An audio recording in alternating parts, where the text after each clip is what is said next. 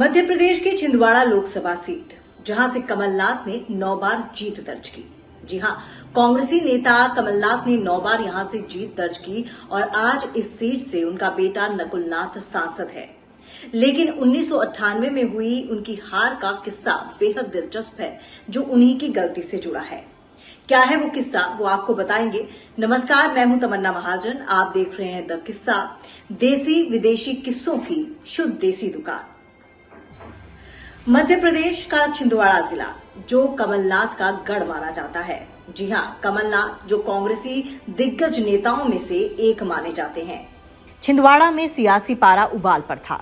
इस सीट पर उपचुनाव होना था और उपचुनाव पर सिर्फ मध्य प्रदेश की ही नहीं बल्कि पूरे देश की निगाहें थीं। अब निगाहें क्यों थी, ये भी जान लीजिए। दरअसल 1952 से इस सीट पर कांग्रेस को कभी हार नहीं मिली थी, यानी ये उनका अपराजय गढ़ था। दूसरा, इस सीट से लगातार 4 बार जीत दर्ज कर चुके कमलनाथ चुनाव मैदान में थे। कमलनाथ ने छिंदवाड़ा से पहली बार 1980 में चुनाव लड़ा था। उस वक्त इंदिरा गांधी उनके लिए वोट मांगने आई तो उन्हें अपना तीसरा बेटा बताया। वैसे 1996 में हुए आम चुनाव में भी कमलनाथ की पत्नी अलका नाथ ने जीत दर्ज की थी। लेकिन फिर ये उपचुनाव क्यों हो रहे थे, ये जानना दिलचस्प है। दरअसल 4 बार लगातार चुनाव जीतते आ रहे कमलनाथ को साल 1996 में हवाला कांड में नाम आने के बाद कांग्रेस ने टिकट नहीं दिया। उन्होंने अपनी पत्नी अलका नाथ को चुनाव मैदान में उतारा। छिंदवाड़ा में कमलनाथ की अपार लोकप्रियता थी। आरोपों से उनकी लोकप्रियता से इलाके में कोई फर्क नहीं पड़ा था। वो अपनी लोकप्रियता के कारण अपनी पत्नी अलका नाथ को आसानी से चुनाव जिता ले गए। कहानी में ट्विस्ट तब आया जब कमलनाथ को दिल्ली से सांसद रहने के चलते लुटियन जोन में मिला बड़ा बंगला खाली करने का नोटिस मिला।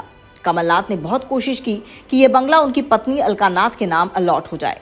उनकी पत्नी पहली बार सांसद बनी थी, जिसके कारण उतना बड़ा बंगला नहीं मिल सका। उधर कमलनाथ किसी भी कीमत पर यह बंगला छोड़ने को तैयार नहीं थे, या यूं कहें कि कमलनाथ बहुत बंगला पकड़ नेता थे। वो इस बंगले की खातिर उन्होंने अपनी पत्नी को सांसद की सदस्यता से इस्तीफा दिलवा दिया और खुद छिंदवाड़ा में उपचुनाव में प्रत्याशी बन गए।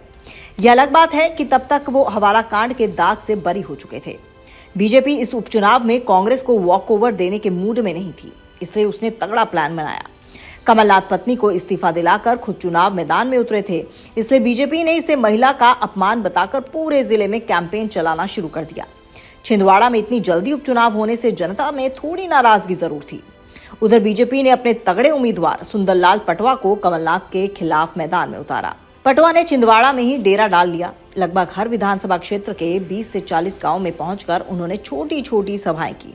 हर जगह पर उन्होंने इस उपचुनाव को महिला का अपमान बताया। दूसरी ओर कमलनाथ आत्मविश्वास से भरे हुए थे। दोनों पार्टियों की ओर से देश भर के तमाम दिग्गज नेता चुनाव प्रचार के लिए छिंदवाड़ा पहुंचे, लेकिन किसी को आभास नहीं था कि छिंदवाड़ा की जनता के मन में क्या पक रहा है। उस समय मध्य प्रदेश में दिग्विजय सिंह की सरकार थी। सरकार को इंटेलिजेंस की तरफ से लगातार रिपोर्ट मिल रही थी कि मतदान के दिन बड़े पैमाने पर हिंसा और गड़बड़ी हो सकती है।